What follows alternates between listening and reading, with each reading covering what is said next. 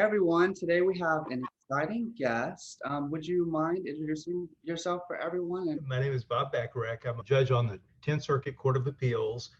I know it's probably every day is probably different with all the different cases, but could you just walk us like through what the day of life of a judge on the 10th Circuit Court of Appeals? Well, and this is a little bit why I thought Judge Holloway was so isolated, was it's a very quiet, very solitary job. I'm blessed to work with a wonderful judicial assistant and great law clerks. During the day, we may discuss, different cases. Certainly before oral argument or after oral argument, I'll have a number of discussions with my law clerks. But generally speaking, Bello, it's a pretty quiet day. I'll come to work, I'll turn on my computer, I'll do research, I'll write, I'll edit, and do that all day. I usually eat lunch at my desk and while I'm working, and then at the end of the day, go home. And so there may be some days that I don't see anybody other than my secretary. And so it's pretty quiet. A few years ago, an acquaintance asked me if I would mind if his grandson or his son, who was in high school, if he were to shadow me. And I said, by all means, he is welcome to shadow me, but he will be so bored because he'll just watch me, in front of a computer. And in fact, I've got a 13-year-old daughter that asked me the other day, like, is that all you do? It's just to write and edit? And I said, yeah. I said, isn't it fun? And she said, oh my gosh, what a horrible job. But so either you love that, or which I do, fortunately, or you hate it. But that's the life of a Court of Appeals judge. Now, we do have oral arguments from time to time, particularly 5 weeks of the year. It won't be like that. We'll have a number of oral arguments and in conferencing, in other words, discussing cases with my colleagues. But other than those 5 weeks, it's a pretty quiet existence. Okay, and then how does like the decision process work for a case? I know that's like before I go to law school, I was like, how do they do it? Like, do they just make it up, or is it like what they think that the case should be? Like, how does a judge go through everything?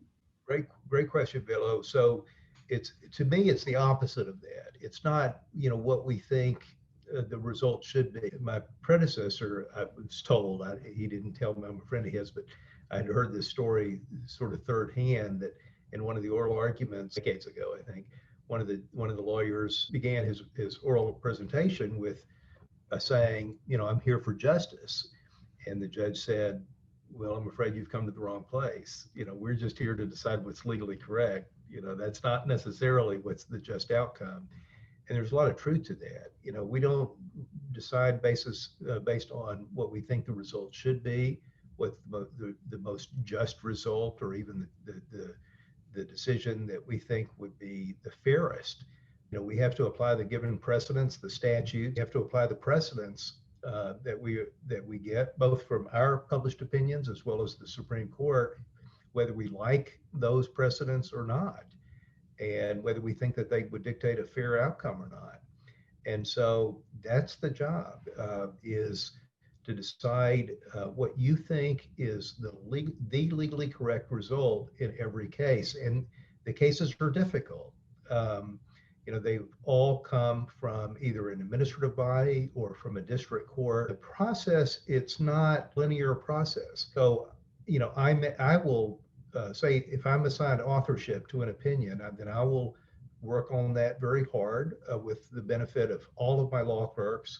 We'll study that. I may change my mind a few times, even before oral argument. And then once oral argument takes place and I've begun the process of drafting, I may change my mind, a few times in that process, because these are all difficult cases. They're all close cases. And I'll circulate it to my two colleagues. So they may have concerns, they may disagree, they may change their mind, and they will ultimately say, well, I either join your opinion or I disagree and I'm going to dissent, or I agree for different reasons in which I'm going to write a concurring opinion. Or they may say, Bob, I just have these concerns, so I don't know. So they may write me a lengthy letter or a short letter and ask me. They may say, can we chat about this on the phone, and I want to pick your brain about it. And so we'll have discussions typically we try to exchange emails so that we don't exclude a third judge from the conversation. We keep that judge apprised and try not to have our own private little conversations. But we may go back and forth any number of times, whether it's a published opinion or an unpublished opinion.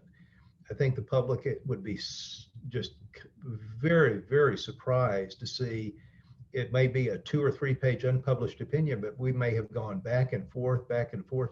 I remember probably about 7 years ago, a case that ended up, I think it was a half-page unpublished order that looked very inconsequential, that we must have gone back and forth with 5 or 6 pretty lengthy emails, very substantial questions, substantial concerns, wonderful exchanges of views between the 3 judges on the panel. And we ultimately decided to issue a very short, very innocuous order to dispose of the case. We had our reasons for having those concerns. And I think every case is essentially, this is part of the beauty of the process, is a collaborative process between the 3 judges.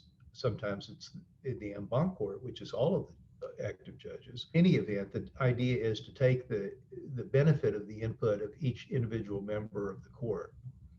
Yeah, that was my favorite part over the summer when we get to like have little conversations and like brainstorm things. I thought that was really cool, and especially with all these law students reading these opinions, like hopefully there's a lot of back and forth going through them. Can you explain, like, so when I went to law school, I was like district court, state court, circuit court, so many different courts. Like, what is the role of an appellate court and like in relation to all the other courts? Sure, great question. So there are appellate courts in both state court and in federal court, and they're 2 separate sovereign systems. A lot of times people, I think that a federal court will serve as an appellate tribunal from what happens in state court, and that's just not true. Cases go, generally speaking, go through state court or go through federal court. And so in state court, different courts will call them different names. For example, I think in New York, it's the New York Supreme Court. In Oklahoma, the counties are basically the Oklahoma County District Court. They're generally named District Court. And that's true for most political subdivisions throughout the United States. And then sometimes there will be an intermediate appellate court. For example, in Oklahoma, there might be, if it's a criminal matter, it might go to the Oklahoma Court of Criminal Appeals. Or if it's a civil matter, it might go to the Oklahoma Court of Civil Appeals, in which an appeal could be lodged to the Oklahoma Supreme Court. And then it'll vary. Some states won't have intermediate appellate courts. They'll simply have a trial court level and then the state Supreme Court. And then in federal court, things start with a federal district court. Now, generally speaking, there are bankruptcy judges. So if you have, say, someone who is going bankrupt, either a personal or business bankruptcy, usually they will file bankruptcy in a specially authorized bankruptcy court. And then the appeal may lie with the district court. It may lie with another sort of invention of the judiciary something called a bankruptcy appellate panel. Or it may go directly to the circuit court, for example, a court like ours.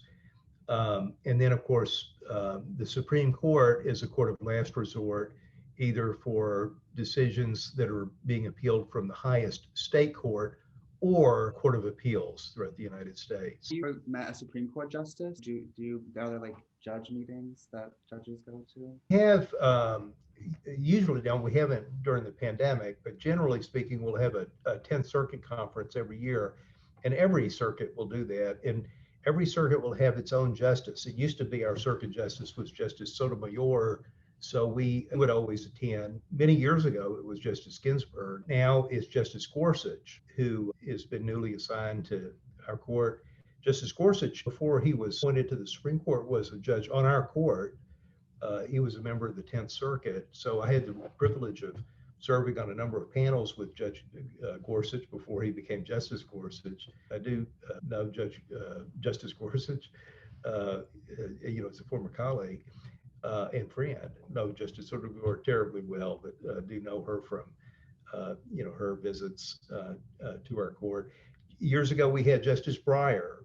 Justice Breyer was also a circuit justice for the 10th Circuit. It's really a nice aspect of the judicial conferences is every other year the bar will be invited, and it's just and the tradition is whether it's the Second Circuit, the Fourth Circuit, the 10th, any of the circuits, the circuit justice will typically attend, and they're very gracious in doing that, and they'll and it gives really an opportunity for all of the lawyers to visit with the justices. Well, thank you so much for your time, and yeah. Thank you, Villa.